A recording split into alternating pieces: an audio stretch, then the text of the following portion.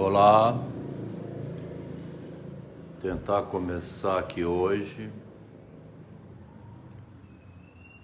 pela primeira vez, uma leitura pelo Facebook.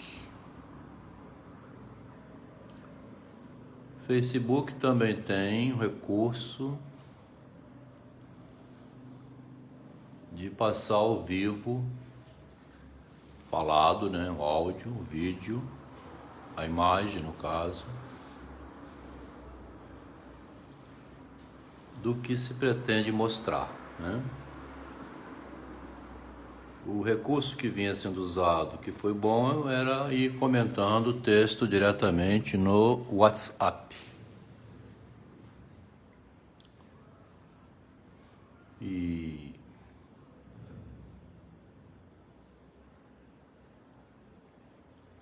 aqui a gente tem a facilidade de mostrar o texto, né? Agora, o experimento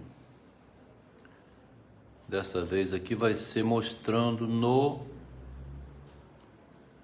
vídeo do notebook. É uma tela de cristal líquido, né, que costuma dar interferência. Pode ser que melhor que isso fosse usar uma página de papel. Então, a leitura experimental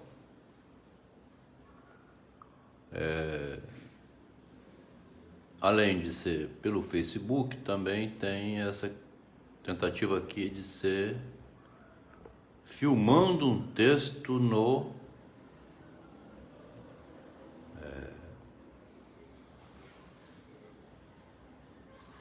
na tela de um computador. A intenção hoje é de ler aqui o Papéis Velhos, texto de 1883. Um texto do Machado de Assis, é um conto dele, né?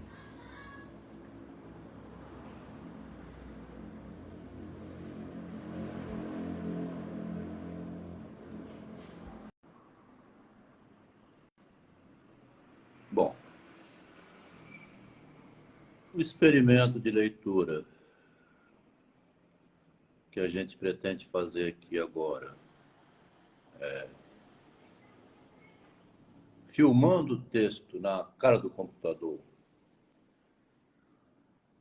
seria como dizer, é quem está lendo, né? É o autor lendo o texto, né? Finge que você é o leitor do texto. Então não vão ler junto o texto, não vão fazer palestra de texto, não. A ideia de ler junto o texto quer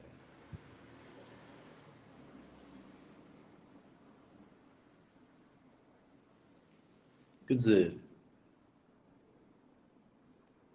olha que interessante, é como se você tivesse um livro aberto com os pares de olhos olhando o texto que está sendo lido, né? No conto Papéis Velhos, o Machado faz uma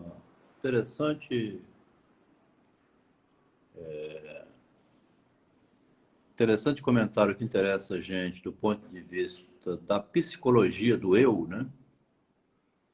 O eu tratando suas questões existenciais, vamos falar dessa maneira.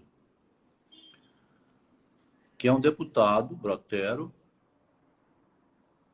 que passou por dois momentos decepcionantes no mesmo instante. Quando ele descobre que tinha uma armação para tirar ele do posto de ministro, e no mesmo instante também a mulher que tinha sido uma mulher do interesse dele era esposa do novo ministro. duas derrotas ao mesmo tempo, né?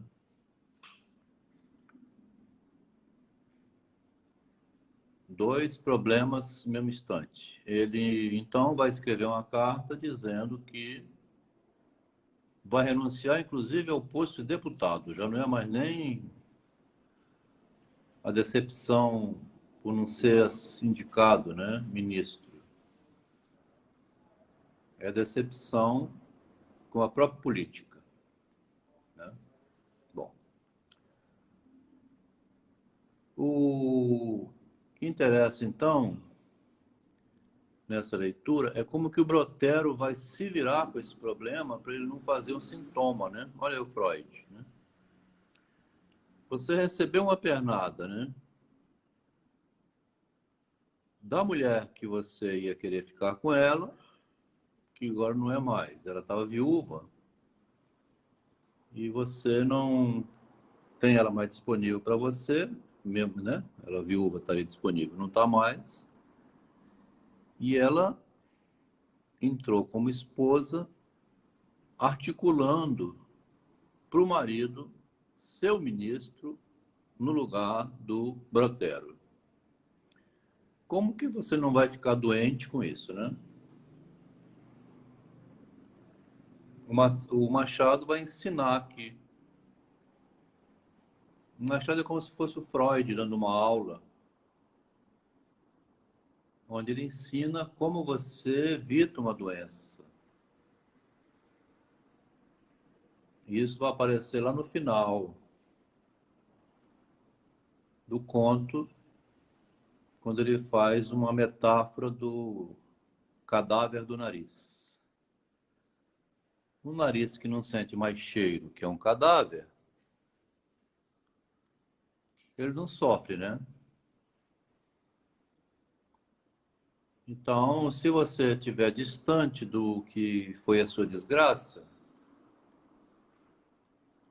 você irá rir dela também futuramente, outra época, né? Vai se safar da sua merda, de quem te traiu, da vontade de matar, né? Feminicídio, que fala, explodir apartamento, virar alcoólatra, enlouquecer porque você perdeu tudo, né?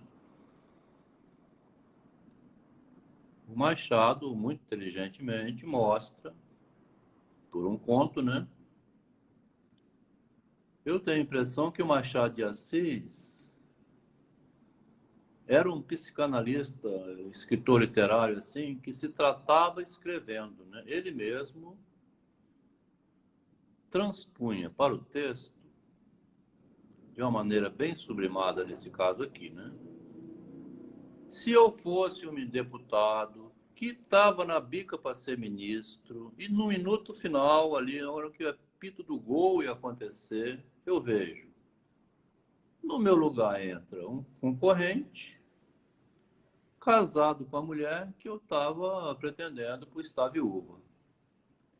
Se eu fosse esse Brotero, poderia pegar uma arma e dar um tiro na cabeça lá no plenário, né? Ou em alguém. A decepção é tão grande, quer dizer, então eu estou fazendo aqui uma viagem assim. O Machado parece que ele se coloca no lugar dos personagens que ele escreve. É um negócio muito inteligente e, ao mesmo tempo, difícil, às vezes, de pegar, porque não é verdade isso que estou falando, né? Mas em muitos outros contos, a gente não sabe esse, né? Se o Machado não estaria falando de alguma decepção pessoal dele, né? E faz uma sublimação completa. O que ele perdeu lá, em algum lugar que ele perdeu, né? Um posto lá. O Machado era funcionário público, né? O Machado ajudou a redigir, estava na época da redação, dos processos que libertavam os escravos. Ele participou de confecção de legislação lá, 1870, 1880, até 89, a Lei Áurea lá da Princesa Isabel. A gente nunca vai saber essa vida privada do Machado, porque ele disse lá também disse de forma literária, a gente não pode acreditar muito ao pé da letra não, mas no Memórias Póstumas tem um capítulo chamado Bibliômano, que ele diz que você pode esfregar o livro dele, pode virar de perna para baixo, pode pendurar, lavar as palavras, escovar tudo, você não vai achar um vestígio que leva à vida privada dele. Então, assim, ele que... Por isso que ele se tornou-se o fundador da Academia Brasileira de Letras, né? Ele não pessoaliza a obra dele, né? Ela se torna universal. É fora do homem, como se fosse. Para ser universal tem que ser quase Deus, né? Assim, a palavra divina, sem um sentimento privado da pessoa, a mágoa dele não aparece. Aí é tão esperto que ele faz esse giro todo. Bom, vou entrar no conto agora, né? Brotero é deputado. Entrou agora mesmo em casa às 2 horas da noite, né? 2 da madrugada, né? 2 da manhã, agitado, sombrio, respondendo mal ao moleque que esperava por ele, algum ajudante, que lhe pergunta se quer isto ou aquilo e ordenando-lhe finalmente que o deixe só. Vai embora, deixa, estou puto hoje, vai embora. Uma vez só, despe-se, enfia um chambre e vai estirar-se no canapé do gabinete, com os olhos no teto e charuto na boca. Não pensa tranquilamente, resmunga e estremece. Ao cabo de algum tempo, senta-se. Logo depois, levanta-se. Vai a uma janela, passeia, para no meio da sala, batendo com o pé no chão. Enfim, resolve ir dormir. Entra no quarto, despe-se, mete-se na cama, rola inutilmente de um lado para o outro, torna a vestir-se e voltar para o gabinete. Ele estava já, então, com a doença aqui da insônia, né? Por causa que o problema aconteceu e ele não dormia. Não tinha Rivotril, né? Não tinha jeito, né? Deitava na cama e falei, porra, me tomaram o cargo e me tomaram a mulher. Né? Ele está nesse problema. Mal se sentou, outra vez no canapé, bateram 3 horas no relógio da casa. Né? Mal se sentou outra vez, bateram 3 horas, o silêncio era profundo. E como a divergência dos relógios é o princípio fundamental da relojoaria, começaram todos os relógios da vizinhança a bater, com intervalos desiguais, 1, 2, 3 horas. Ele escutava na casa do vizinho, escutava no lado. Estava, então, num momento da audição muito aguçada, né, vamos dizer. Os relógios das 3 da manhã, todos iam batendo desencontradamente, porque o princípio, né, fundamental da relojoaria é que há uma pequena diferença, né? Os relógios não batem todos iguais. Quando o espírito padece, né? Aí, ó, o sofrimento acontece, a coisa mais indiferente do mundo traz uma intenção oculta, né? Recôndita, um propósito do destino. Quer dizer, começa a reparar naquilo que nunca reparou antes. Sempre dormiu bem, não tinha problema de relógio. Agora está escutando 3 horas da manhã nas vizinhanças. Brotero começou a sentir esse outro gênero de mortificação. Né? É outro, diferente, né? Mortificação distinta. As 3 pancadas, do tempo, no caso, né? As mortificações das pancadas diferentes dos relógios que marcam as horas. Cortando o silêncio da noite, pareciam-lhe as vozes do próprio tempo. Brotero, você, Brotero. Que lhe bradava, vai dormir, Brotero. Enfim, cessaram e ele pôde ruminar, resolver e levantar-se bradando, não há outro alvitre, é isso mesmo, decidiu, vou escrever uma carta. Dito isso, foi à secretaria, pegou da pena e de uma folha de papel e escreveu uma carta ao presidente do Conselho de Ministros. Excelentíssimo senhor, há de parecer estranho a Vossa Senhoria, a Vossa Excelência, tudo o que vou dizer neste papel, mas, por mais estranho que lhe pareça, e a mim também, há situações tão extraordinárias que só comportam soluções extraordinárias. Aqui entrou, então, nas histórias extraordinárias de Edgar Allan Poe, né? Machado era leitor de Poe. Quer dizer, parece conto de terror, né? O cara perdeu tudo e tem de noite para dormir, está sozinho lá e não sossega, né? Não quero desabafar nas esquinas, ó, na Rua do Ouvidor, e nem nos corredores da Câmara. Não vou ficar por lá fazendo mexerico. Também não quero manifestar-me na tribuna, amanhã ou depois, quando as manifestações da tribuna, né? O excelentíssimo senhor ia me indicar e eu perdi o posto. Inclusive, a minha mulher, que seria... Ele não ia ficar lá. Esse discurso histérico,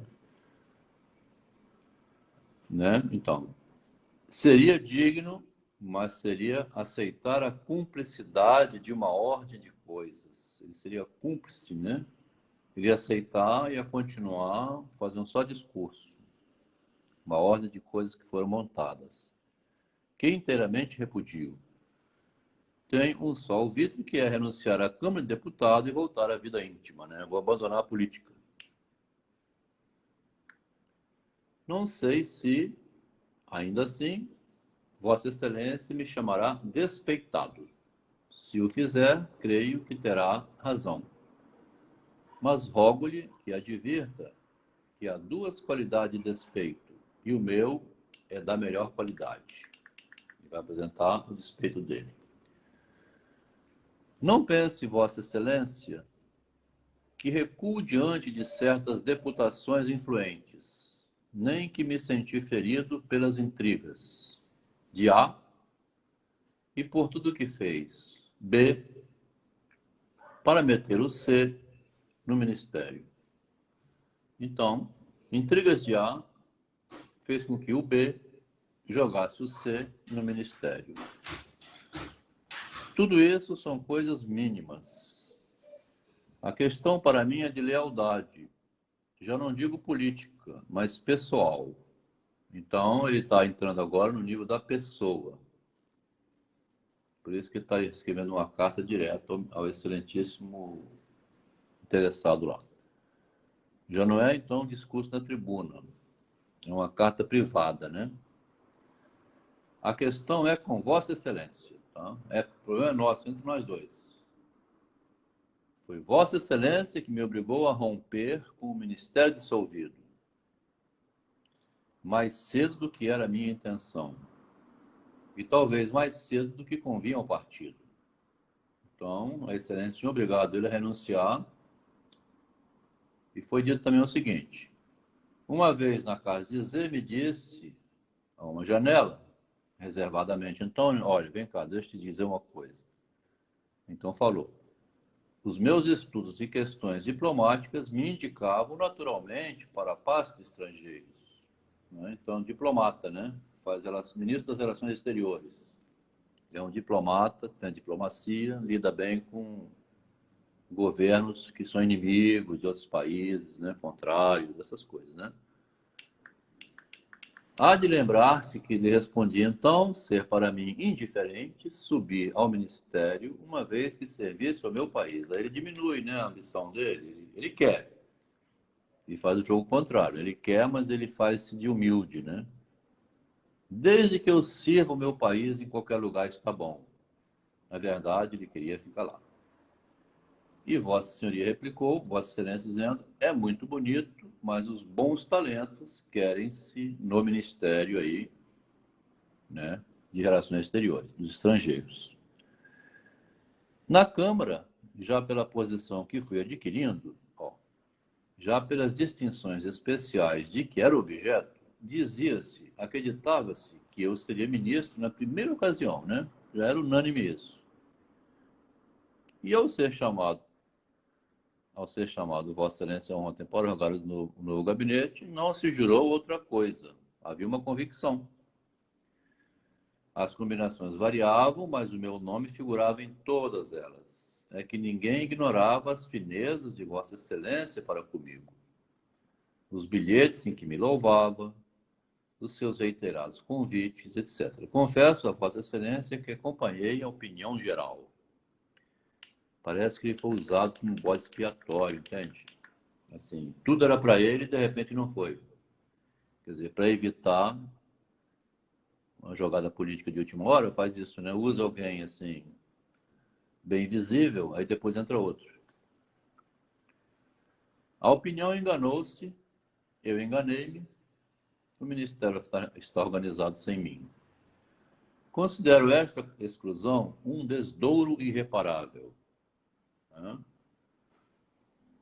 Considero esta um desdouro irreparável.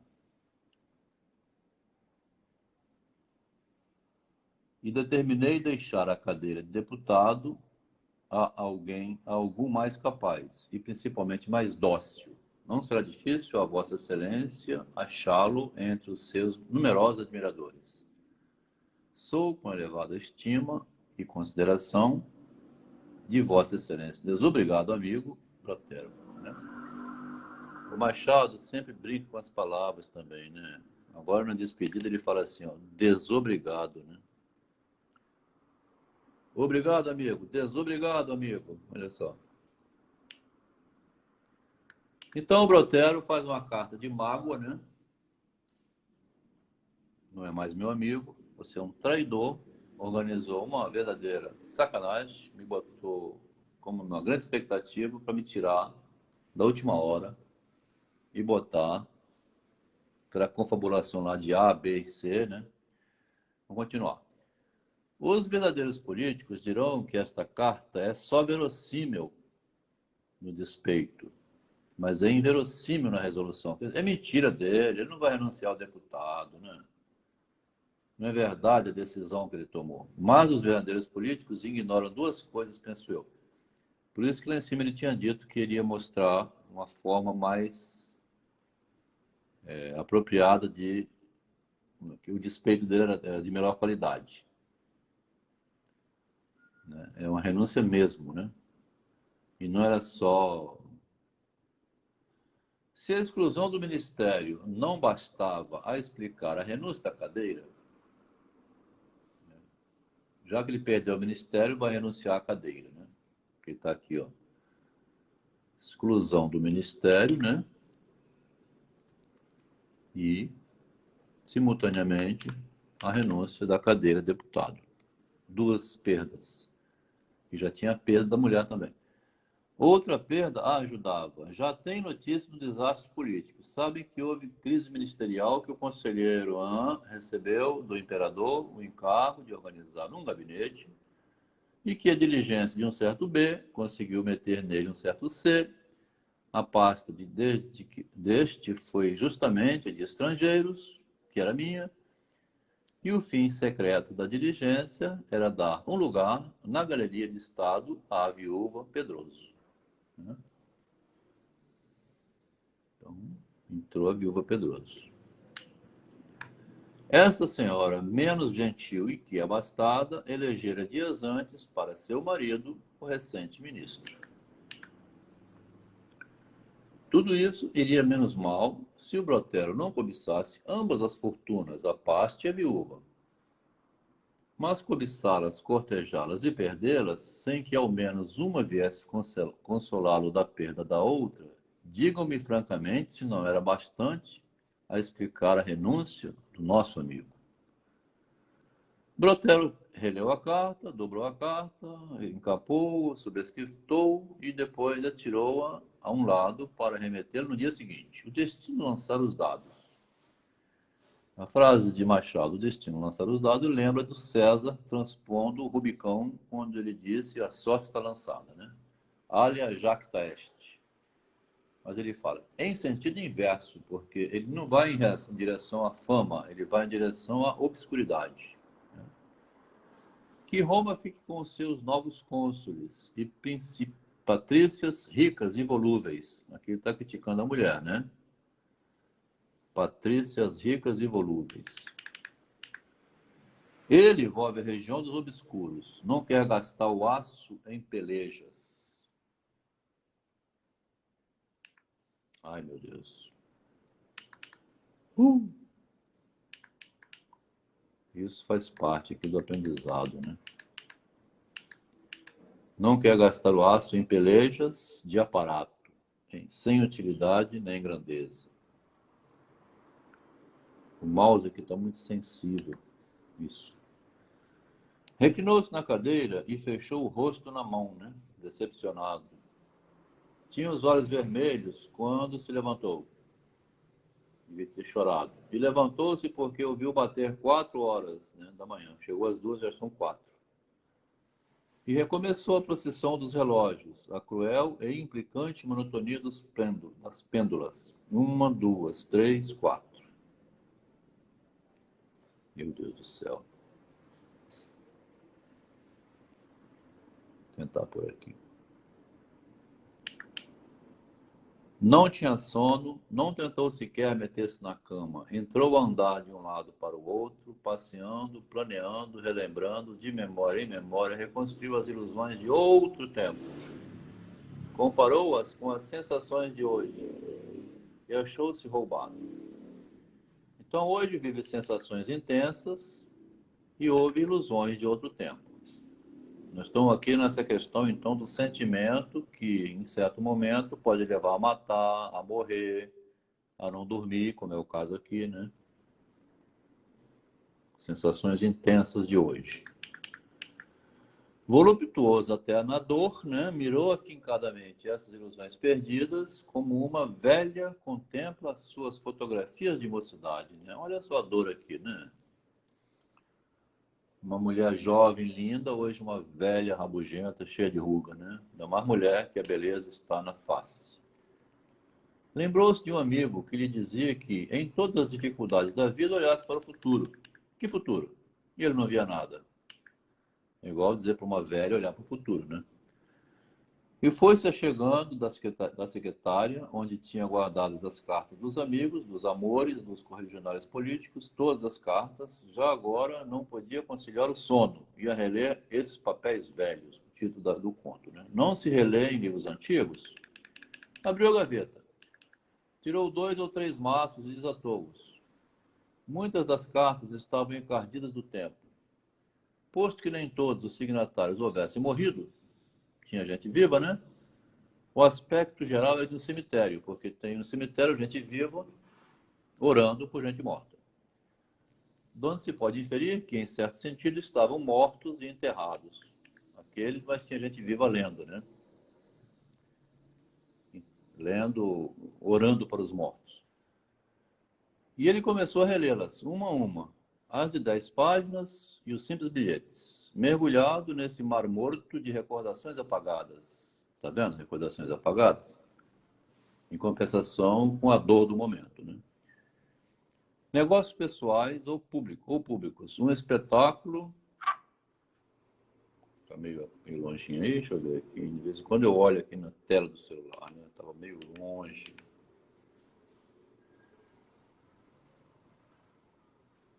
Pronto. O objetivo é tentar ler, né? Não é só escutar a fala, não. Quem conseguir lendo, vai lendo.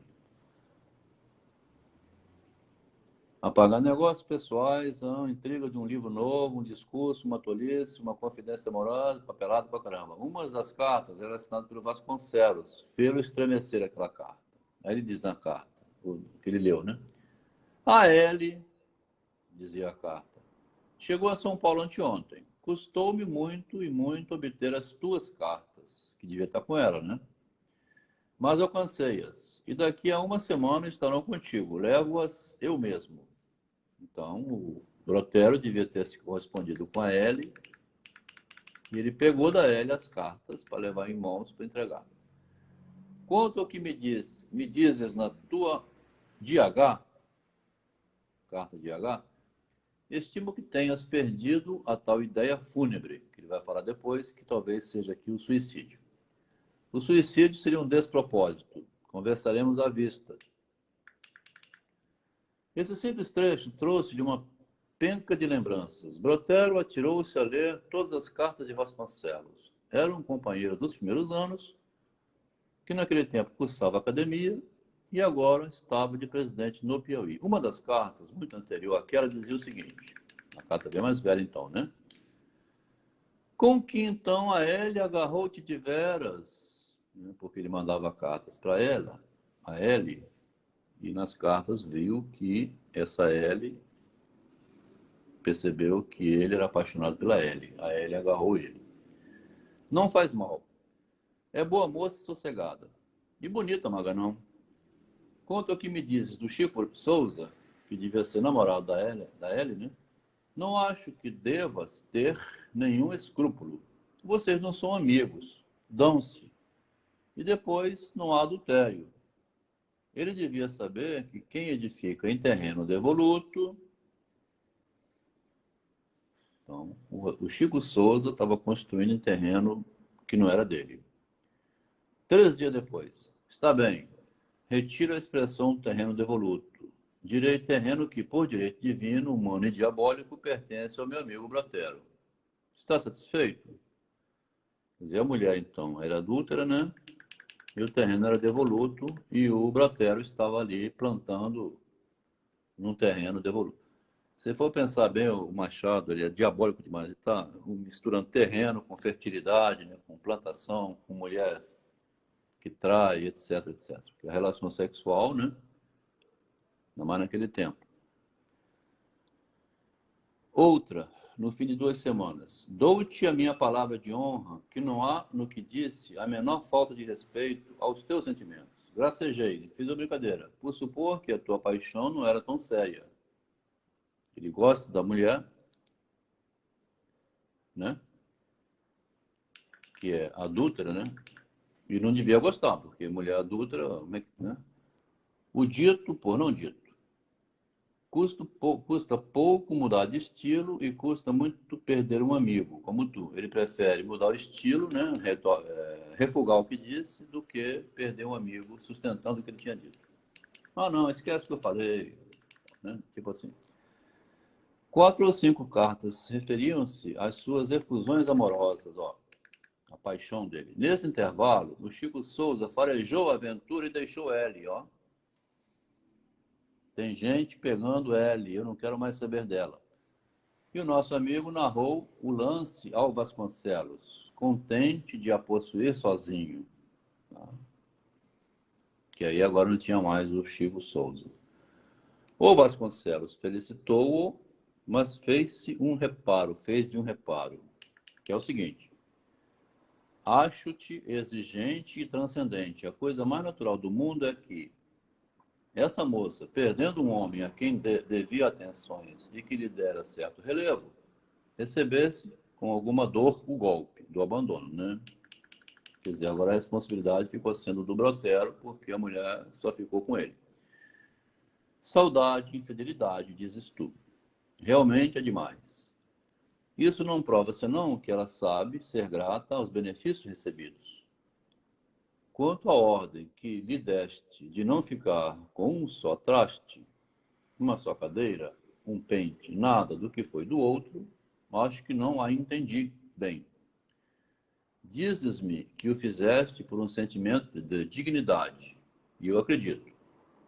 Mas não será também um pouco de ciúme retrospectivo? Creio que sim.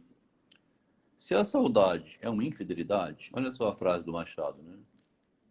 Quando você tem saudade de alguém, você está sendo infiel. Porque saudade é de uma coisa que não tem aqui mais, né? Já foi. Como é que você vai gostar de algo que não tem mais? Então é infidelidade. Se a saudade é uma infidelidade, o leque então é um beijo. Ele estende, ó. E tu não queres beijos nem saudades em casa, são maneiras de ver. Brotero ia assim, relendo a aventura, um capítulo inteiro da vida, não muito longo, é verdade, mas cálido e vivo, né? Ó, vendo? Vem tudo à mente como uma coisa viva, algo que já estava morto, né? Papéis velhos.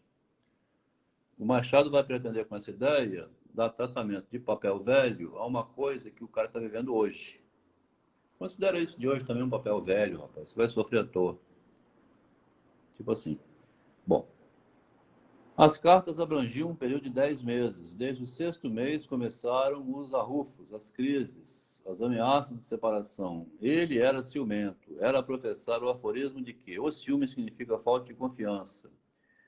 Chegava mesmo a repetir essa sentença vulgar e enigmática. Zelo sim, ciúmes nunca. Bom, se era uma mulher adúltera, o cara tinha sempre uma desconfiança, né? Mas ela não gostava dessa ideia. E dava de ombros, quando o amante mostrava uma suspeita qualquer. ou lhe fazia alguma exigência. Quer dizer, como é que uma amante vai fazer exigência a uma mulher adulta, né? É uma loucura, né? Então, ele excedia-se. E aí vinham as cenas de irritação, de reproche, de ameaça e, por fim, as lágrimas. Brotero, às vezes, deixava a casa, jurando não voltar mais, e voltava logo no dia seguinte, contrito e manso. Gostava da mulher, né? Vasconcelos reprimia-o de longe. E em relação às deixadas e tornadas, dizia-lhe uma vez: má política, Brotero, ou lê o livro até o fim, ou fecha-o de uma vez. Abri-lo e fechá-lo, fechá-lo e abri-lo é mal, porque traz sempre a necessidade de reler o capítulo anterior para continuar, para ligar o sentido. E livros lidos são livros eternos. Ou seja, rapaz, ou você fica com essa mulher, ou você larga dela, porque você ficar voltando a ela é ficar lendo um livro que tem que ficar lendo o capítulo anterior. A convivência, né, com a mulher vai exigir, então, a fidelidade, né? Ficar lendo o mesmo livro, não ficar lendo o livro do outro, etc. Uma mulher adulta. A isto respondia Brotero que sim, que ele tinha razão, que ia emendar-se de uma vez, tanto mais que agora viviam como os anjos no céu. Então, dois anjinhos casadinhos, né? Porque não tinha mais o Chico lá. Os anjos dissolveram a sociedade. Aí o Machado já vem dando uma cacetada aqui, né? Parece que o anjo L, exausto da perpétua antífona, uma cantiga que se repete, né? Ouviu cantar Dáfnis e Cloé, cá embaixo. Já não são anjos, né? E desceu a ver o que é que podiam dizer tão melodiosamente as duas criaturas. Dáfnis vestia então uma casaca e uma comenda. Dáfnis administrava um banco, né? Grana, né? Dinheiro, né? E pintava-se. O anjo repetiu-lhe a lição de Cloé. Adivinha-se o resto. Quer dizer, vão garantir as garantias e não ficar no amor platônico, né? No amor que não proporciona riqueza, né? Vamos pensar assim, administrava um banco. As cartas de Vasconcelos, neste período, eram de consolação e filosofia. Brotero lembrou-se de tudo o que padeceu, das imprudências que praticou, dos desvarios que fez, que lhe trouxe aquela evasão de uma mulher que realmente o tinha nas mãos, né? Então a mulher evadiu-se, provavelmente essa mulher ficou viúva aí, que apareceu como mulher do ministro quando ele estava para ser indicado. Tudo empregara para reavê-la e tudo falhara. Quis ver as cartas que lhe escreveu por este tempo e que o Vasconcelos mais tarde pôde alcançar dela em São Paulo, e foi à gaveta onde as guardara com as outras. Era um maço atado com fita preta. Brotero sorriu da fita preta. Deslaçou o maço e abriu as cartas. Não saltou nada, nem data, vírgula, foi lendo ponto por ponto. Leu tudo, explicações, imprecações, súplicas, promessas de amor e paz, uma fraseologia incoerente e humilhante. Quer dizer, todas as cartas de amor com aquela mulher estavam ali. Te dou tudo, meu amor, te dou a vida, eu vou morar com você. Essa loucura da paixão, né? A frase era esta: um só minuto do teu amor e estou pronto a padecer num suplício eterno. Uma traça, bifara, eu vi no dicionário, né? Cortar, comer. Bifar o resto da palavra. Comeu o eterno e deixou o minuto. Não se pode saber a que atribuir essa preferência, se à voracidade ou à filosofia das traças. A primeira causa é mais provável, ninguém ignora que as traças comem muito.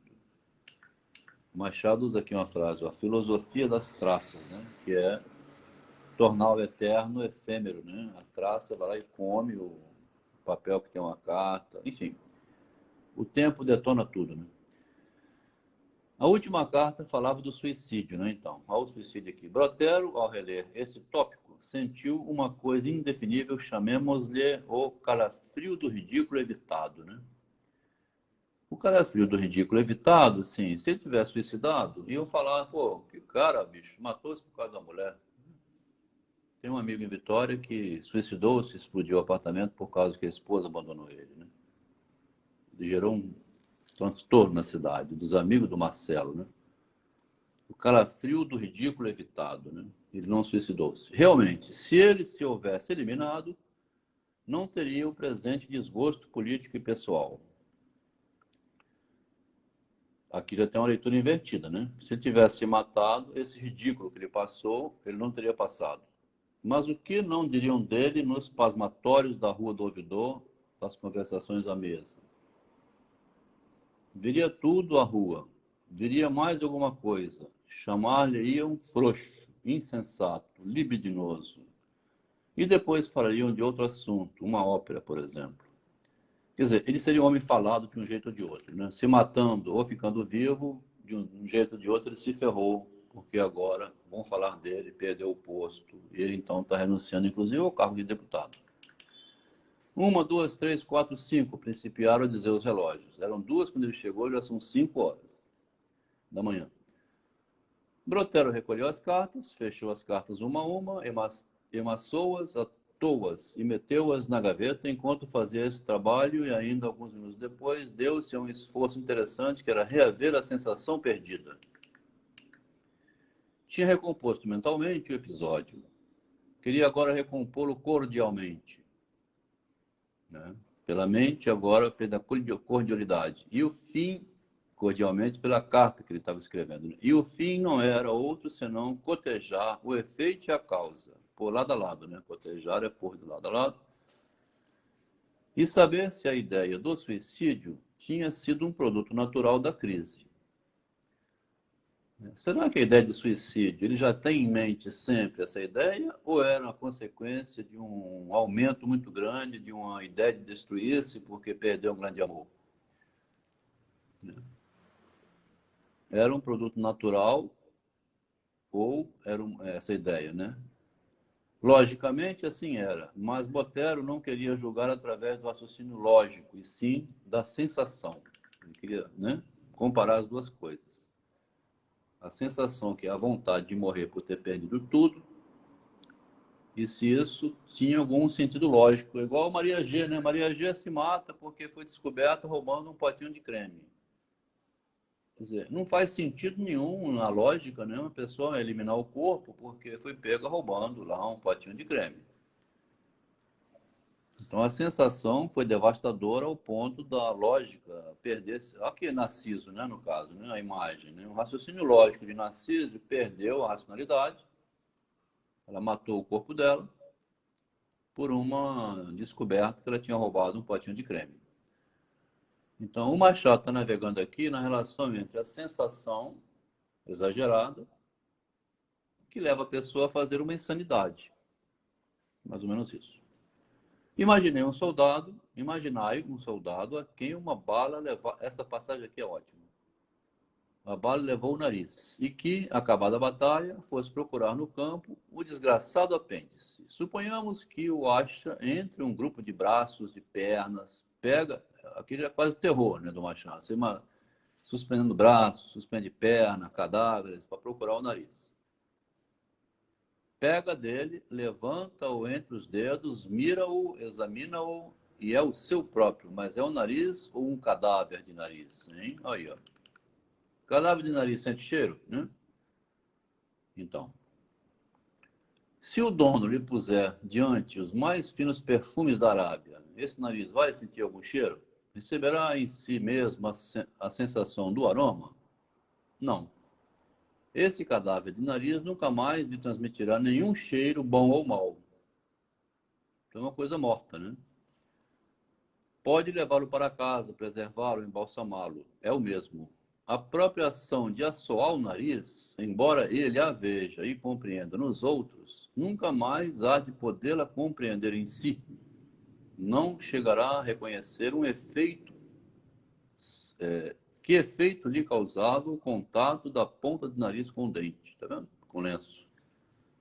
Ele não vai ter mais o nariz para sentir nada, o nariz não vai sentir cheiro, enfim. Racionalmente, ele sabe o que é. Sensorialmente, não saberá mais nunca. O Machado é muito psicanalista demais, viu? Quer dizer, a razão aqui, né? E o sensorial, né?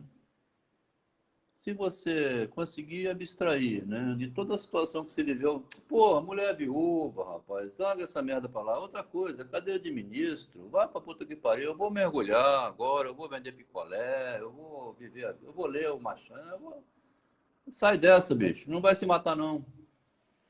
Quer dizer, quando a razão está contaminada pelo sensorial, pela emoção, né, você dá um soco no seu amigo. Mas se você souber abstrair isso, você perdoa a traição, você perdoa o marido que traiu, mulher que xingou, que não te quer mais de volta, e vai viver outra vida, né? Aí o Botero, nunca mais, pensou o Botero, nunca mais poderei, né, sentir o cheiro, ou assoar o nariz, ou limpar e tal. Não podendo obter a sensação extinta, cogitou se não aconteceria o mesmo à sensação presente. Isto é, se a crise política e pessoal com aquele sujeito que mandou a carta, tão dura de roer agora, não teria algum dia valor, tanto valor como os velhos papéis, e em que se houvesse dado a notícia do novo gabinete e do casamento da viúva. Né? Brotero acreditou que sim, já então a arraiada vinha clareando o céu. Brotero ergueu-se, pegou da carta que escrevera ao presidente do conselho, rasgou-a a vela, mas chegou a vela, mas recuou a tempo. Não, disse ele consigo. Juntemo-la aos outros papéis velhos. Ainda há de ser um nariz cortado. Tá vendo? Uma carta que não fede nem cheira, não importa mais merda nenhuma. Eu corri dela daqui a algum tempo. Então aqui eu fiz uma notinha, o conto terminou, né? Uma notinha aqui por minha própria conta, pensando psicanaliticamente o Machado de Assis, né? Diria aqui o seguinte, ó. Para sair da repetição incessante de um tema que você vai lá e repete, sofre, chora e lembra, e minha mulher me abandonou, e meu marido me traiu, e minha filha morreu, e eu perdi meu filho, e a minha vida acabou. Uma repetição doentia que repete, repete, repete, sempre o mesmo refrão. Uma forma de sair dessa dor que revive os sentimentos e as sensações, uma forma de sair disso não é a tentativa de esquecimento, difícil de alcançar, mas escrever, produzir variações, fazer metáforas, rir disso, aliviar a dor pela criatividade e ver que no final das contas eram tudo palavras, palavras, palavras, palavras vazias de sentimento. Aí a frase do Machado, né? Possível inverossimilhança da verdade em matéria de arte e a política, segundo a definiu um padre da nossa língua, a arte das artes. Então, a verdade em matéria de arte, ela não tem verdade nenhuma, né? A arte é justamente saber fazer encenação, né? Fazer a licença poética para dizer o que se quiser.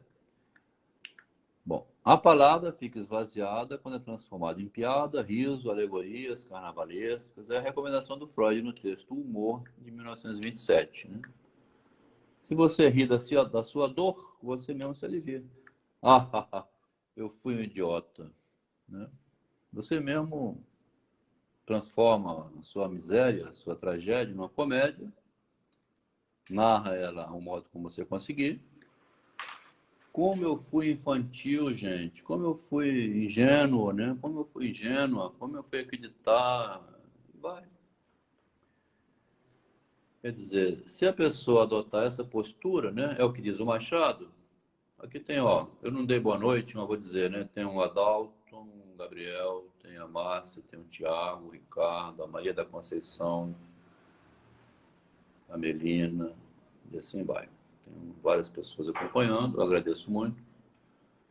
Chegamos ao final do conto do Machado. Alguém tem alguma questão interessante que escrever, leu o texto, né? Achou... As histórias de Machado são sempre uma maravilha, né? Eu acho, pelo menos.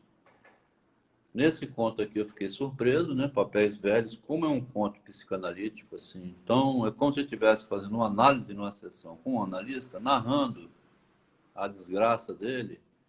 Ao mesmo tempo que ele narra a desgraça dele, ele encontra uma saída pelo nariz morto, né? Que não cheira mais nada, não cheira nenhum perfume, já foi um nariz importante, levou um tiro, agora é um cadáver de nariz.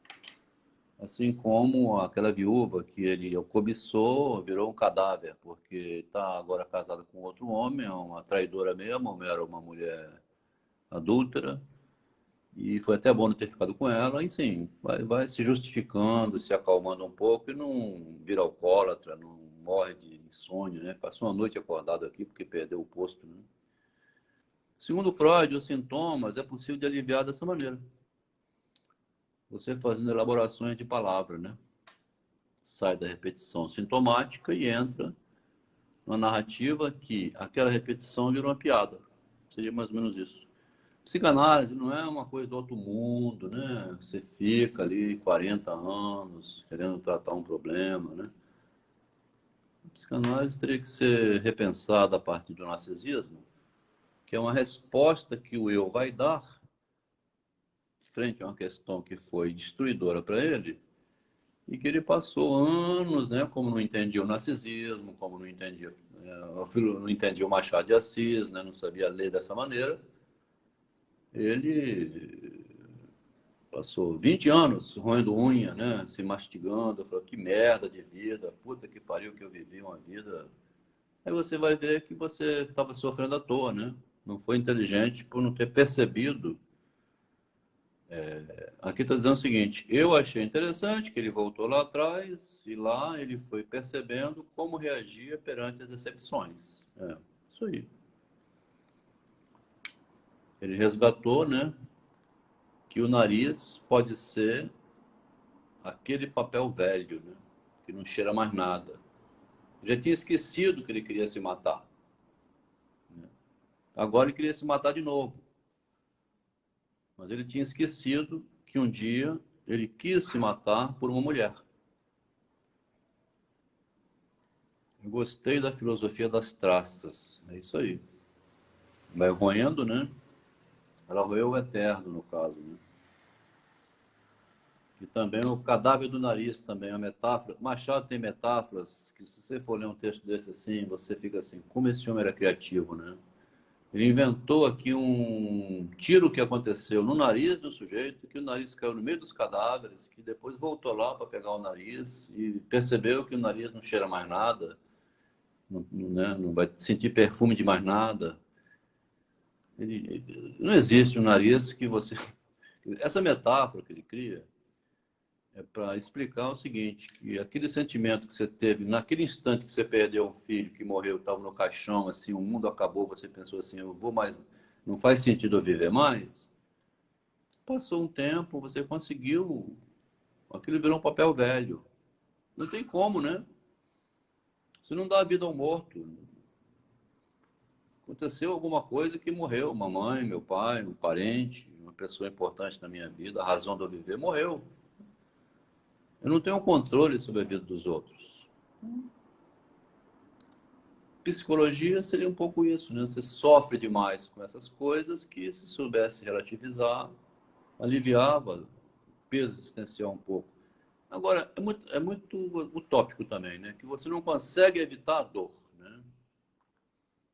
Não consegue evitar a dor, né? Isso aí, a gente tem que ser sincero também, né? A gente lê o Machado, vai distrair vendo um filme, mas a dor é persistente. E não tem essa pessoa que evita a dor, não. Né? A dor, todo dia a gente sente a dor no mesmo dia. Né? Você acorda de manhã, é um dia inteiro pela frente. Se você tiver milhares de coisas para fazer, você nem vê o dia passar. Né? Uma maneira de anestesiar a dor é ter muito trabalho. Né?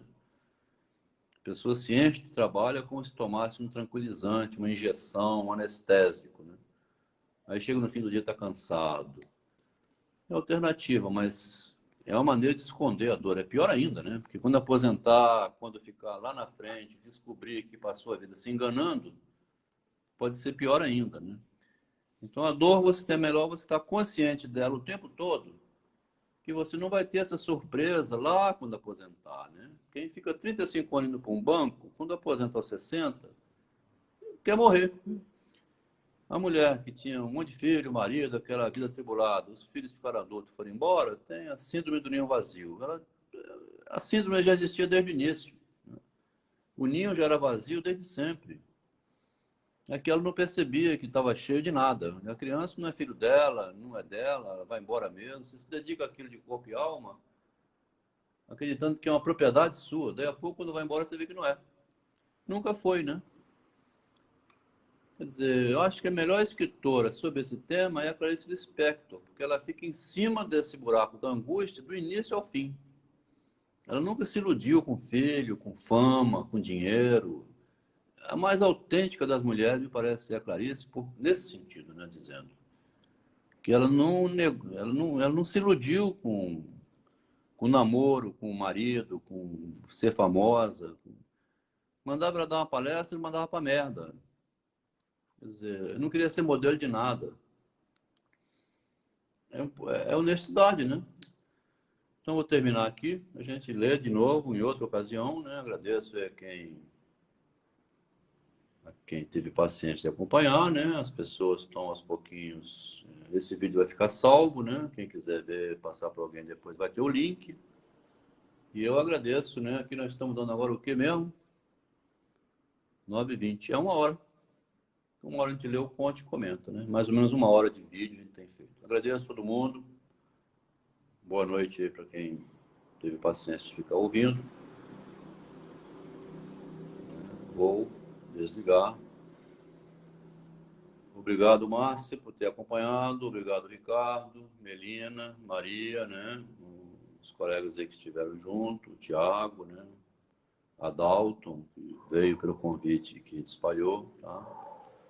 De vez em quando divulgamos um convite e a gente lê em grupo, né? Lê em coletivo, tá bom? É uma leitura comentada, né? Aqui, assim, é sempre lendo o texto, tá? Não tem...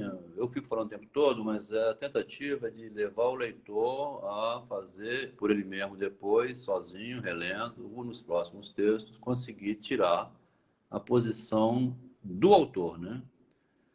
A leitura narcísica das obras permite ler o pensamento em estado nascente, quer dizer, o que o autor está querendo dizer, não como uma metafísica, vou interpretar texto, não. É a angústia humana, né? É como ler a Clarice Lispector. Tá bom? Então, boa noite. A gente se vê de novo outra ocasião.